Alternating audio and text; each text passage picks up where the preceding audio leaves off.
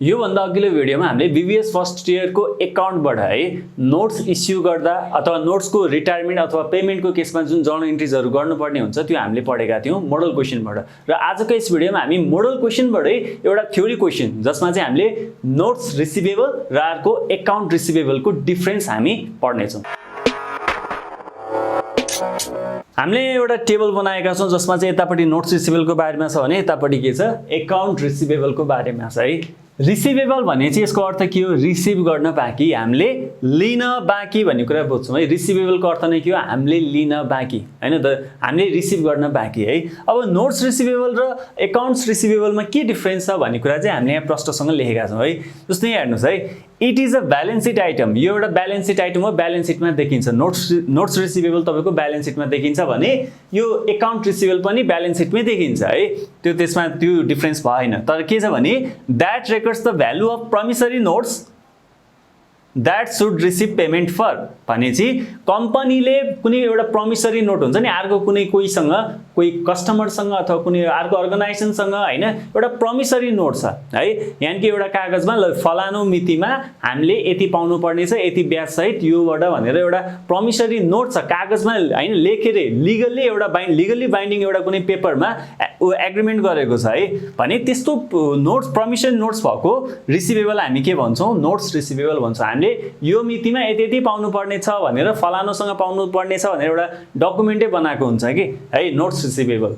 अर्को छ it represents the balance sheet. यो पनि के हो sorry it represents the balance that is due to a business from its credit customer. अब बुझ्नुस् है एकाउन्ट रिसिभेबल भनेको चाहिँ के हो भने त्यसमा चाहिँ उसँग बकाइदा कागज गरेर हैन यो मितिमा यति तिर्ने यति ब्याज समेत तिर्छु भनेर त्यस्तो रेकर्ड हुँदैन। यसमा के हो भने क्रेडिट कस्टमरसँग लेनदेनको कुरा हुन्छ नि हो त्यो कुरा हामीले यहाँ बुझ्नुपर्छ है। जस्तो कोही कस्टमरलाई हामीले उधारोमा बेचेको छौं जस्तो बिजनेस भएपछि सबै कस्टमरले क्याशमा कारोबार गर्छ भन्ने छैन के कोही रेगुलर कस्टमर हुन सक्छ जसलाई चाहिँ हामीले बाध्य भएर पनि क्रेडिटमा बेच्नु पर्ने हुन सक्छ बिजनेस चलाउनको लागि। अब बिजनेस चलाउनको लागि हामीले उसले उधारोमा बेच्छौं हैन गुड्स एन्ड सर्भिसेस हामीले उधारोमा उसलाई अफर गरिरहेका हुन्छौं अनि उधारोमा अफर गरिसकेपछि उसँग त हामीले लिन बाँकी छ नि त हो त्यो लिन बाँकीलाई हामी के भन्न सक्छौं एकाउन्ट रिसिभेबल। जस्तो मेरो एउटा पसल छ र मैले कोही आफ्नो छिमेकीलाई उधारोमा बेचे भने उसँग कुनै कागजात गरेर हैन यति टाइम भित्र तिर्छु यति ब्याज तिर्छु इन्ट्रेस्ट यति हुन्छ भनेर त्यो प्रष्ट एउटा कुनै प्रमिसरी नोट जस्तो बनाएर हामीले उसलाई उधारोमा बेच्दैनौं नि त भनेपछि के छ भने उधारमा बेच्नुभयो लिन बाँकी छ थाहा छ दुई पक्षको एउटा सम्झौता हो हैन लेखेको चाहिँ छैन भने यसलाई हामी के भन्छौं एकाउन्ट रिसिभेबल भन्छौं। र यो मोस्टली कोसँग गरिन्छ क्रेडिट कस्टमर त्यो कस्टमर जसलाई हामीले उधारोमा बेचेको छौं उनीहरुसँग लिन बाँकीलाई चाहिँ हामी के भन्छौं एकाउन्ट रिसिभेबल। अर्को छ it is a legal contract with established payment terms है। यो एउटा के हो लीगल कन्ट्र्याक्ट हो। नोट्स रिसिभेबल भनेको एउटा लीगल कन्ट्र्याक्ट हो एउटा कागजै हुन्छ त्यहाँ कन्ट्र्याक्ट गरिएको हुन्छ दुईटा पक्षको के हुन्छ त्यहाँ उनीहरुको त्यहाँ एग्रीमेन्ट हुन्छ त्यहाँ के खुलाएको हुन्छ त एस्टाब्लिश्ड पेमेन्ट टर्म्स। अब पेमेन्टको टर्म्सहरु हुन्छ नि सबै कुराहरु त्यो कागजमा खुलाएको हुन्छ। के हुन्छ भन्दा त्यो नोट्स कहिले इस्यु भयो त्यसको म्याच्युरिटी पिरियड कहिले हो हैन कति रुपैयाँको हो हैन ब्याज कति तिर्नु पर्छ कति अवधिको लागि हो त्यो सबै पेमेन्ट टर्म्सहरु चाहिँ यो नोट्स रिसिभेबलमा खुलाएको हुन्छ। जस्तो हाम्रो कम्पनीले लिन बाँकी छ नोट्स रिसिभेबल छ भने त्यो प्रमिसरी नोटमा के लेखेको हुन्छ भन्दाखेरि कोसँग लिन बाँकी कहिले लिनुपर्ने हो कति ब्याज दरमा अनि कति रुपैयाँ त्यो सबै कुराहरु त्यहाँ पेमेन्ट टर्म्सहरु त्यहाँ खुलाएको हुन्छ है। भने यता एकाउन्ट रिसिभेबलमा त हामीले उधारमा बेच्या हो कस्टमरलाई उधारमा बेच्या उसले कहिले तिर्छ हैन अब तिर्छ त थाहा छ तर कहिले तिर्छ ठ्याक्कै यही म्याच्युरिटी पिरियड हैन यति ब्याज दर भन्ने त फिक्स्ड हुँदैन नि त है। भने चाहिँ यसलाई चाहिँ हामीले के भन्न सक्छौं भन्दा it is an informal agreement. यो के हो इन्फर्मल एग्रीमेन्ट हो है। यो चाहिँ के एउटा लीगल कन्ट्र्याक्टै भयो हैन तर यो एकाउन्ट्स रिसिभेबल चाहिँ के हो इन्फर्मल एग्रीमेन्ट हुन गयो है। इन्फर्मल फर्मल्ली अथवा लीगली यसलाई चाहिँ 100% बाइन्डिङ छ भनेर हामीले भन्न सक्दैनौं है।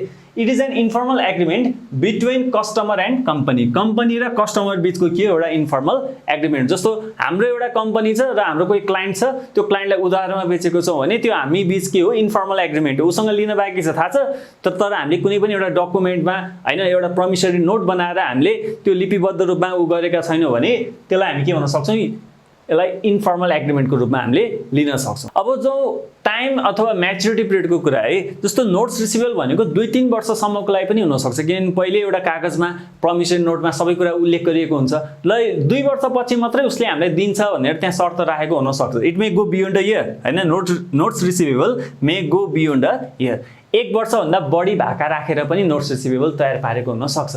तर यतापट्टि जाउँ न, एकाउन्ट रिसिभेबल। एकाउन्ट रिसिभेबल भनेको हामीले आफ्नो क्रेडिट कस्टमरसँग लिन बाँकी हो, जसलाई हामीले उधारमा बेचेका छौँ होइन, अथवा उधारमा सर्भिस अफर गरेका छौँ, उसँग हामीले लिन बाँकी।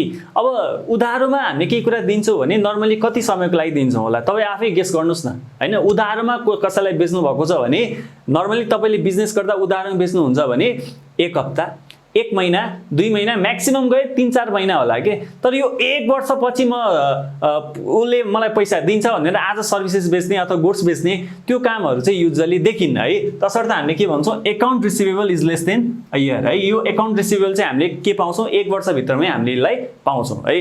र अर्को डिफरेन्स के छ, इट इन्क्लुड्स इन्ट्रेस्ट। नोट्स रिसिभेबलमा इन्ट्रेस्ट इन्क्लुड हुन्छ नै है, युजुअली इन्ट्रेस्ट इन्क्लुड गरिएको हुन्छ। अब जस्तो अब हामीले कोहीसँग नोट्स रिसिभेबल छ अथवा लिनुपर्ने छ भने उसले हामीलाई प्रिन्सिपल एमाउन्ट तिर्दाखेरि त्यो सँगसँगै उसले ब्याज पनि हामीलाई तिरिरहेको हुन्छ है। भनेपछि यो नोट्स रिसिभेबलमा इन्ट्रेस्ट इन्क्लुड गरिएको हुन्छ, यति बुझौँ। र यतापट्टि जाउँ, एकाउन्ट रिसिभेबलमा it doesn't include interest usually है। मोस्ट अफ द केसेसमा यो एकाउन्ट रिसिभेबलमा ब्याज इन्क्लुड गरेको हुँदैन है। जस्तो हामीले उधारोमा बेच्यौँ, 1 लाख रुपियाँ उधारोमा बेचेको छ, उसले 1 महिनापछि तिर्छ भने 1 महिनामा उसले हामीलाई ब्याज तिर्दैन कि हाम्रो कस्टमरले। भनेपछि युजुअली एकाउन्ट रिसिभेबलमा चाहिँ इन्ट्रेस्ट इन्क्लुड गरिएको हुन्न।